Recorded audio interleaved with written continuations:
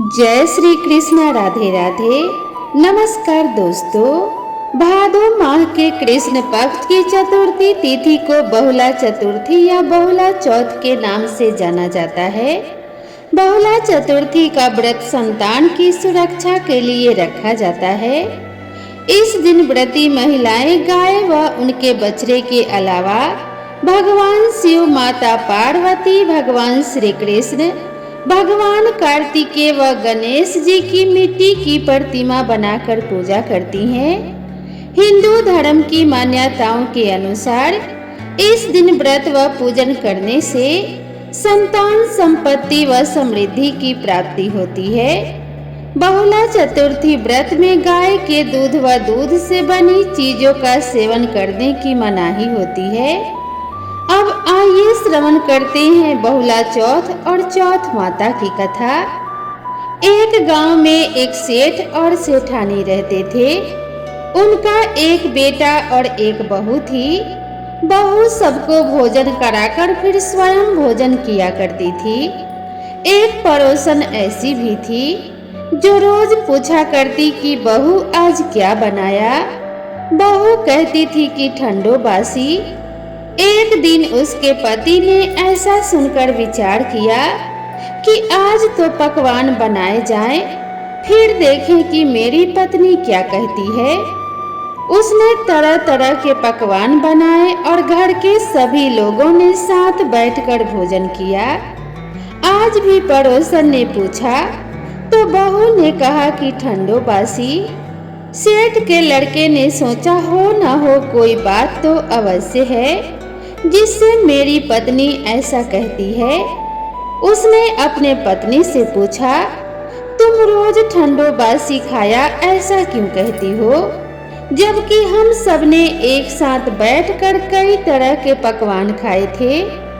तब उसकी पत्नी बोली, हम लोग जो कुछ भी खा रहे हैं वह आपके बुजुर्गों की कमाई है। जिस दिन आप कमा कर लाओगे उस दिन मैं समझूंगी कि ताजा भोजन कर रही हूँ। अब एक दिन लड़के ने अपने माँ से कहा कि माँ, मैं एक बड़े शहर में कमाई करने जा रहा हूँ।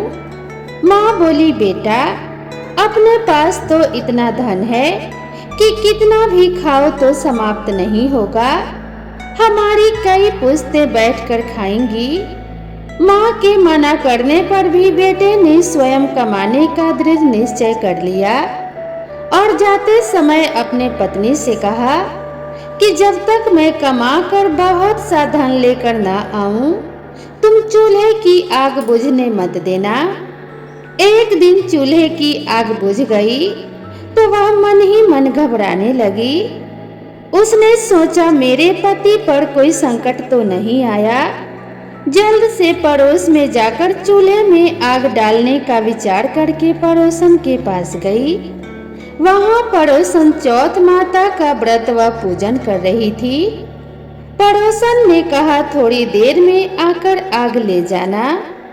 बहू ने पड़ोसन से पूछा कि आप यह कौन सा व्रत कर रही हो और इसको करने से क्या फल मिलता है।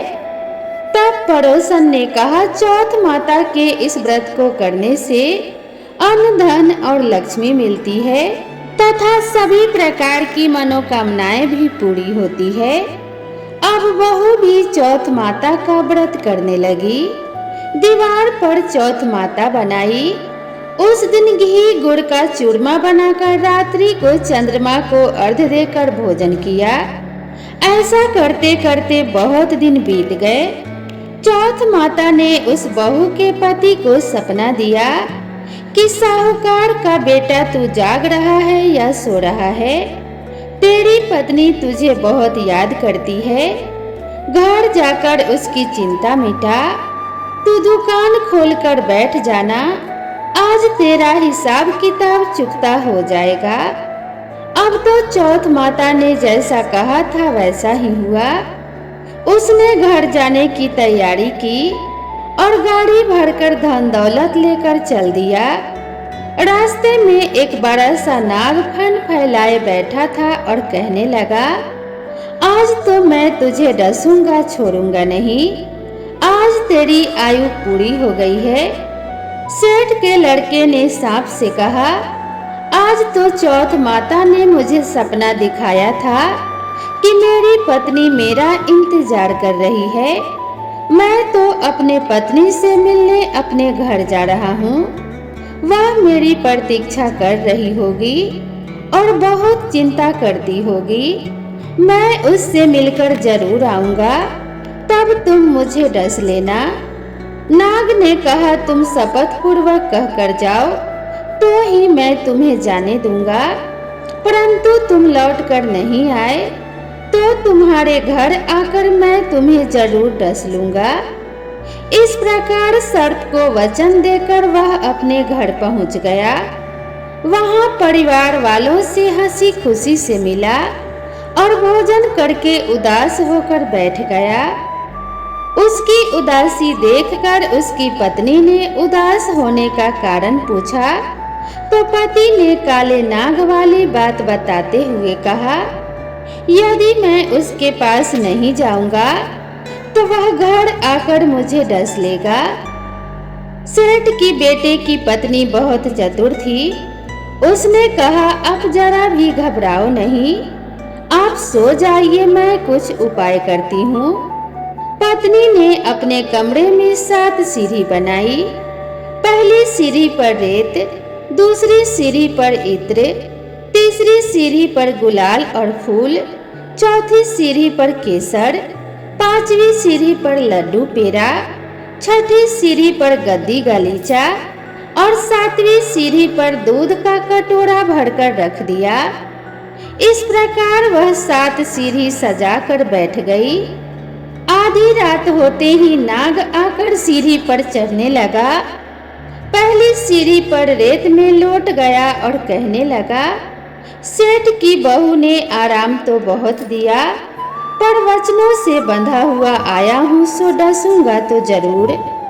इसी प्रकार 7 सीढ़ियों पर नाग आराम करता हुआ और कहता हुआ कि डसूंगा जरूर कमरे में पहुँचने ही वाला था कि चौथ माता ने विचार किया कि यदि मैं इसके पति को नहीं बचाऊंगी तो संसार में धर्म कर्म और व्रत पूजन को कौन मानेगा।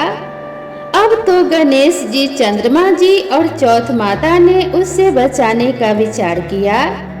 चंद्रमा जी ने उजाला किया, चौथ माता ढाल बनी और गणेश जी ने तलवार लेकर नाग को मार दिया और ढाल से ढक दिया। अब बहू भी थकी हारी सो गई। दिन उगा तो लोग बेटे से मिलने आए, परंतु बेटा और बहू तो उठे ही नहीं थे। बहुत देर हो गई तो माँ उन्हें उठाने गई। उसने अर्थात लड़के की माँ ने 7 सीढ़ियों पर जो कुछ देखा तो वह बहुत घबरा गई और बेटे बहू को आवाज लगाने लगी। बेटा और बहू उठे तो देखा कि एक ढाल तलवार वहीं पर पड़ी हुई है। अब ढाल उठाई तो देखा वही काला नाग वहां पर मरा हुआ पड़ा था। बेटा बहू ने सोचा कि आज तो धर्म कर्म की आड़ से भगवान गणेश जी और चौथ माता ने हमारी रक्षा की है।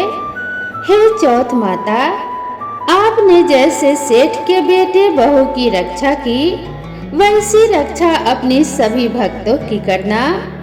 तो प्रेम से बोलिए चौथ माता की जय, बोलिए गौरी पुत्र गणेश भगवान की जय। अब आइए श्रवण करते हैं बहुला चौथ की व्रत कथा। द्वापर युग की बात है।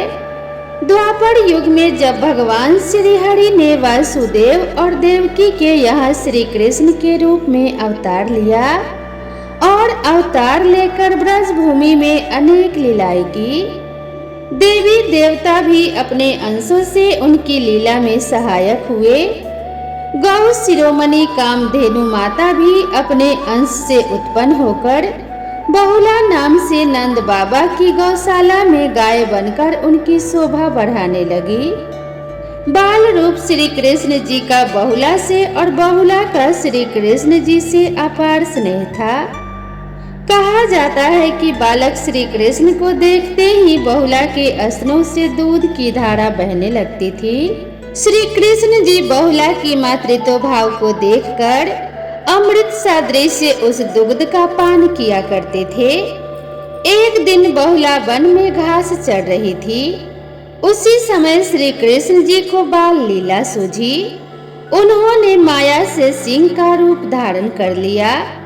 बहुला सिंह को देखकर भयभीत हो गई और थर थर कांपने लगी। बहुला ने विनती की कि हे वनराज, मैंने अभी अपने बछड़े को दूध नहीं पिलाया है। वह मेरी प्रतीक्षा कर रहा होगा, अतः मुझे जाने दो। मैं उसे दूध पिलाकर तुम्हारे पास वापस आ जाऊंगी। तब तुम मुझे खाकर अपनी भूख मिटा लेना। तब सिंह ने कहा, मृत्यु पास में फंसे जीव को छोड़ देने पर उसके पुनः वापस लौटकर आने का क्या भरोसा। निरुत्तर होकर बहुला ने सत्य और धर्म की शपथ ली। तब सिंह ने उसे छोड़ दिया। बहुला गौशाला में जाकर प्रतीक्षारत भूख से व्याकुल अपने बछड़े को दूध पिलाने लगी। पुनः उसके बाद अपने वचन की रक्षा हेतु सिंह के पास वापस आ गई। बहुला को देखकर सिंह का स्वरूप धारण किए हुए श्री कृष्ण जी प्रकट हो गए और बोले कि हे बहुला, यह तुम्हारी अग्नि परीक्षा थी। तुम अपने सत्य धर्म पर दृढ़ रही, अतः इसके प्रभाव से घर घर तुम्हारा पूजन होगा तथा आज से तुम गौ माता के नाम से जानी जाओगी। बहुला भगवान श्री कृष्ण जी का आशीर्वाद प्राप्त करके अपने घर लौट आई और अपने बछड़े के साथ आनंद से रहने लगी। बहुला चौथ व्रत कथा का मुख्य उद्देश्य यह है कि व्यक्ति को हमेशा सत्य और न्याय का पालन करना चाहिए। इस रास्ते पर जो भी चलेगा उसे जीवन में कभी ना कभी सफलता जरूर मिलेगी, अर्थात सत्य की ही विजय होती है। इस व्रत का पालन करने वाले को सत्य धर्म का अवश्य ही निर्वहन करना चाहिए। साथ ही अपने कर्तव्य पथ से कभी भी नहीं हटना चाहिए। बोलिए श्री कृष्ण भगवान की जय। बोलिए बहुला माता की जय। अब आइए श्रवण करते हैं मनोकामनाओं को पूर्ण करने वाली कथा। एक बार माता पार्वती जी ने भगवान गणेश जी से पूछा कि हे पुत्र, गणेश चतुर्थी को संकटनाशक चतुर्थी कहा गया है, अतः उस दिन का व्रत किस प्रकार किया जाता है और उसकी कथा किस प्रकार से है, मुझे समझाकर कहिए। अपने माता की बात सुनकर गणेश जी ने कहा कि हे माता, गणेश चतुर्थी सब संकटों का नाशक, विविध फलदायक एवं संपूर्ण इच्छाएं पूरी करने वाला है। श्री कृष्ण जी कहते हैं कि हे युधिष्ठिर, पुत्र की ऐसी बात सुनकर माता पार्वती जी ने उनसे पूछा, आहार एवं पूजन में क्या विशेषता है, उसे कहिए। तब गणेश जी माता पार्वती को बहुत ही दुर्लभ कथा सुनाते हैं। पूर्व काल में नल नामक एक पुण्य आत्मा और यशस्वी राजा हुए। उनकी रूपशालिनी रानी दमयंती नाम से प्रसिद्ध थी। एक बार उन्हें श्रापग्रस्त होकर राज्य छोड़ना पड़ा और रानी के वियोग में कष्ट सहन करना पड़ा। तब उनकी रानी दमयंती ने इस सर्वोत्तम व्रत को किया था।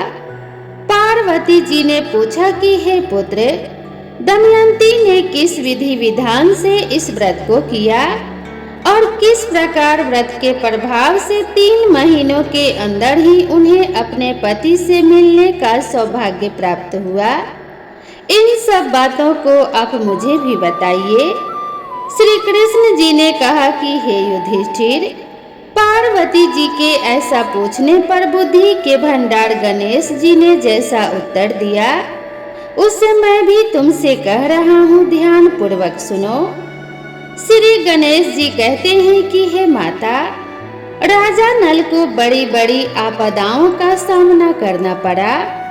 हाथी खाने से हाथी और घुड़साल से घोड़े का अपहरण हो गया।